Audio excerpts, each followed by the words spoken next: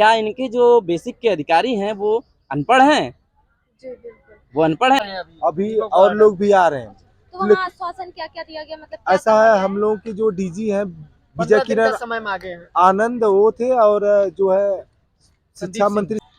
नमस्कार साथियों, स्वागत है आप सभी लोगों का द इन्फॉर्मपुर में। आप देख रहे हैं कि यहाँ पर जो धरना देने वाले लोग हैं, ये मतलब कि 69,000 शिक्षक भर्ती में जो बची हुई वैकेंसी थी, है ना, हाँ, जो आरक्षण घोटाला हुआ था, जिनमें कि अभी सारी भर्तियां, मतलब कि सारी पोस्टें जो भी जगह खाली थी वो भर नहीं पाई हैं, इसके लिए ये लोग यहाँ पर धरना दे रहे हैं। तो पूछते हैं सभी लोगों से, जानते हैं क्या हालत है। सर, आप कहाँ से आए हैं, क्या नाम है आप लोगों का? मेरा नाम परमेंद्र यादव है, मैं जौनपुर जिले से हूँ। ऐसा है, हम लोग 2018 में जो 69,000 शिक्षक भर्ती आई थी, तो उसमें कुछ सरकार की वजह से कुछ गड़बड़ी हो गई थी, तो लगभग में हम लोगों का 19,000 सीटों का उसमें घोटाला हो गया था। तो फिर हम लोग सरकार से रिक्वेस्ट किए, तो सरकार उसको रिविजिट करके 6800 सीटें बोली कि जो है इसमें गड़बड़ी हो गई है। और उस समय बेसिक शिक्षा मंत्री सतीश द्विवेदी जी थे, और उन्होंने 6800 को का एक चयन सूची जारी किया है SC OBC के लिए, और बोले कि आपको जो है 6 जनवरी को ये चयन सूची जारी हुई थी, और उसके बाद 1-2 दिन में उसका जो है इसे काउंसलिंग डेट और चयन मतलब कि नियुक्ति पत्र देने वाली बात थी। उसी के बाद जो है वो लग जाता है, विधानसभा का चुनाव आ जाता है और आचार संहिता लग जाती है, और हम लोगों की ये जो है मामला कोर्ट में चला जाता है। और फिर जो है 14 महीने बाद जो है आर्डर आता है, और फिर अभी तक हम लोगों को जो है नियुक्ति पत्र नहीं मिल पाया है। और हम लोग जो है आज करीबन 14 महीने से लगातार जो है सरकार से रिक्वेस्ट कर रहे हैं कि हम लोगों की जो चयन सूची है लचर पैरवी से वो अभी कंफर्म नहीं हो पाई है, हम लोगों का अभी चयन नहीं हो पाया है।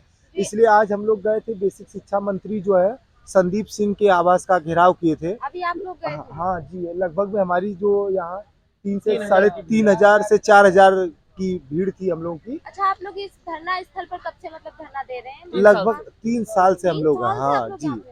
हाँ, और हम लोगों के भाई देखिए वो बैठे हैं, और सभी लोग ये 6800 वाले ही लोग और लोग आ रहे हैं अभी और लोग भी आ रहे हैं। तो वहाँ आश्वासन क्या क्या दिया गया, मतलब क्या ऐसा कहा है, गया हम लोगों के जो डीजी हैं विजय 15 दिन का किरण समय मांगे हैं। आनंद वो थे, और जो है शिक्षा मंत्री संदीप सिंह थे। उन्होंने कहा है कि देखिए हम इस पे जो है इसकी पूरी मतलब वो करके हम देखिए बहुत जल्द ही 15-20 दिनों के अंदर आप लोगों की ज्वाइनिंग करा देंगे। ज्वाइनिंग के लिए आश्वासन दिया? हाँ दिए हैं, लेकिन अच्छा, ये बताइए, ऐसा पहले भी दिया जा चुका होगा आप लोगों को आश्वासन कई बार? आश्वासन तो कई बार दिया जा चुका है, लेकिन अभी तक हम लोगों की ज्वाइनिंग नहीं है, न्याय नहीं मिला है। और इसमें योगी जी का भी सहयोग है कि एक बार इस पे अगर कोई पहल नहीं हो रही थी, तो योगी जी स्वयं बोले थे कि ये जो 6800 की सूची जारी की गई है, इसमें बहुत अतिशीघ्र ही जो इसमें बच्चों को चयन सूची जो जारी हुई उस पे इनको चयनित कर दिया जाए। तो मतलब माननीय जो सीएम जी हैं, उनसे आप लोगों की मतलब कि प्रत्यक्ष वार्ता हुई है कभी? हाँ, एक बार हुई थी पहले। और उनके आश्वासन के बाद ही जो है हम लोगों को उम्मीद जग गई कि बस अब हम लोगों की ज्वाइनिंग हो जाएगी। देखिए अभी वहाँ अभी भी देखिए आ रहे हैं, मतलब सब लोगों को वाले वो देखिए भर भर के बसों में आ रहे हैं। अभी कम से कम 2-2,500 संख्या के आसपास अभी वहाँ भी मतलब जोश दिख रहा है आप लोगों में, जी मतलब बिल्कुल। और भर्ती जब तक लेकर हम ही लोग रहेंगे? जब तक हम लोगों की मतलब ज्वाइनिंग नहीं हो जाती, तब तक हम लोग हटने वाले नहीं है जी। अभी मतलब कि जैसा कि बताया गया, कुछ डेट या दिन कुछ निर्धारित किया गया है कि इतने दिनों में हम आपको लोगों को मतलब कि रिजल्ट दिखाएंगे, तो क्या मतलब 15 दिनों का आश्वासन मिला है, लेकिन ऐसा है कि मैं आपके चैनल के माध्यम से बता देना चाहता हूं कि आश्वासन मिलता है, लेकिन हम लोगों को भरोसा नहीं रहता। अच्छा, तो 15 दिन में मतलब 15 दिनों के लिए आप लोग यहीं रहेंगे या फिर मतलब अपने ऐसा हम लोग धरना अनवरत चालू रखेंगे 15 15 दिनों का। हाँ, सरकार से मैं अगर माननीय बेसिक शिक्षा मंत्री ने कहा है कि 15 दिनों के बाद हम आप लोगों के हित में कार्य करेंगे, तब तक हम लोग कंटिन्यू रखेंगे। 15 दिन के बाद फिर जैसे आज महाआंदोलन हुआ था, वैसे फिर एक जोरदार महाआंदोलन करेंगे, जिसमें आज तो 3-3,500 संख्या थी, उस दिन 10,000 के पार रहेगी। अब माता पिता सब लोग आने वाले हैं यहाँ। सर, मतलब जो तो आप लोगों में दिखाई दे रहा है, संख्या भी है, जनसंख्या भी है, लोग भी हैं, तो मतलब कि जैसे अभी आज के लिए ये लोग हैं, और आगे जो भी आप लोगों की प्रोग्रामिंग है, आगे जो भी आप लोग करेंगे, तो उसमें आप अपने साथियों से क्या कहना चाहते हैं कि वो आप लोगों का किस तरह का सहयोग दें?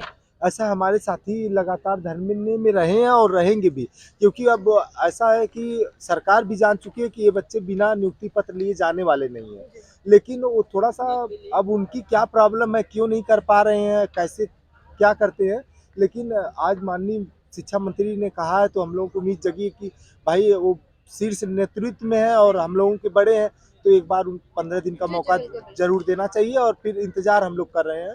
जी हम लोग बिल्कुल देखिए, जो सिस्टम होता है वो सिस्टम इसीलिए बनाया जाता है ताकि शांति व्यवस्था भंग ना हो, वो बनी रहे। तो आप लोग सिस्टम को कोऑपरेट करते हुए जी, जो भी बिल्कुल। अपने हक की मांग है वो बिल्कुल करिए। और हम उन लोगों से भी कहना चाहेंगे जो इनके बराबर के साथी हैं, जो मतलब जिनके लिए आप भी संघर्ष कर रहे हैं, तो उनको भी अपने लिए आगे बढ़कर आना चाहिए और इस चीज के लिए संघर्ष करना चाहिए, लेकिन शांतिपूर्ण, है ना। सिस्टम को बनाए रखना बहुत जरूरी होता है, इसी में मतलब कि हम लोगों को अच्छे परिणाम भी मिल सकते हैं। तो इसी जी, आप क्या कहना चाहेंगे?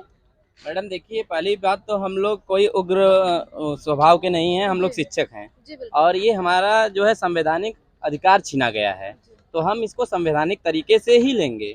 जिस तरीके से हमारी लिस्ट को माननीय उच्च न्यायालय की एकल पीठ ने खंडित किया है या रद्द किया है, वो कहीं से न्याय संगत है ही नहीं मैडम, क्योंकि जो न्याय आया है वो पूरी तरह से न्यायपालिका के नियमों का उल्लंघन करते हुए और इस भर्ती के एडवर्टाइजमेंट जो कि रिक्वायरमेंट में दिया गया है, हमारे जो अर्हताएं दी गई हैं उसको सीधे सीधे खंडित कर रहा है। ये सीधे सीधे यहाँ पे जजमेंट आया है कि जो है एटीआरई जो है आपका जो है रिक्रूटमेंट का हिस्सा है, जबकि इसी सेम भर्ती में मैं आपको बता दूं 69,000 भर्ती में जब मैटर कट ऑफ का आया तो यही हमारा आयोग जो है, जो आयोग मतलब हम लोग की नियुक्ति करता है, बेसिक शिक्षा आयोग, इन्होंने खुद जो है जाके ये बात स्वीकार की है माननीय डबल बेंच में कि एटीआरई जो है रिक्रूटमेंट का हिस्सा नहीं है। और माननीय सुप्रीम कोर्ट में भी जाके ये जो है स्वीकार किए हैं कि एटीआरई जो है सिर्फ जो है एक पात्रता परीक्षा है। जब पात्रता परीक्षा है तो फिर जो है डबल रिजर्वेशन का कोई सवाल ही नहीं उठता, क्योंकि खेल के बीच में खेल के नियम नहीं बदले जाते हैं। तो इन्होंने अब खेल के बीच में जब खेल समाप्त होने के कगार पे था, क्योंकि 6800 का महा घोटाला हुआ था, इसको जो है अधिकारियों ने आरक्षण विसंगति का नाम दिया और माननीय बेसिक शिक्षा मंत्री जो हमारे पूर्व बेसिक शिक्षा मंत्री थे सतीश द्विवेदी, इन्होंने बाकायदा प्रेस कॉन्फ्रेंस करके हमारी लिस्ट अच्छा, तो इन्होंने माना कि मतलब हमसे ये गलती हुई है। प्रेस कॉन्फ्रेंस करके माननीय योगी जी का आदेश था कि इन बच्चों को क्या दिक्कतें हैं उसको देखा जाए, तो इन्होंने अधिकारियों से बाकायदा 1 हफ्ते का समय लेके अधिकारियों ने 1 हफ्ते बाद हमारी लिस्ट जारी की। तो अब जो जजमेंट सिंगल बेंच का आया है वो ये आया है कि पूरी लिस्ट को रद्द करके फिर से रिविजिट किया जाए। तो मैं ये कहना चाहता हूँ आपके चैनल के माध्यम से माननीय योगी जी से कि क्या इनके जो बेसिक के अधिकारी हैं वो अनपढ़ हैं? वो अनपढ़ हैं। एक ही लिस्ट को आप 5-5 बार रिविजिट करा रहे हैं, वो भी कोर्ट के आदेश के बाद। एक बार माननीय मुख्यमंत्री के आदेश के बाद रिविजिट हुआ तो ये निकल के आया कि 6800 आरक्षण का घोटाला हुआ है।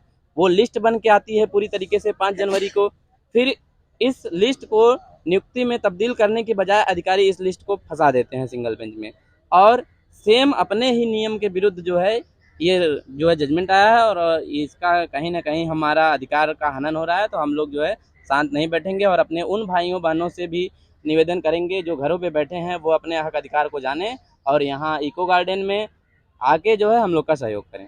जी बिल्कुल, देखिए मतलब कि जैसे हम लोग पढ़ाई करते हैं तो जॉब लेना या नौकरी लेना ये हमारा अधिकार होता है। अगर हम उस चीज में संघर्षरत हैं तो आप लोग सिस्टम को कोऑपरेट करते हुए अपने अधिकारों की मांग करें, जरूरी है।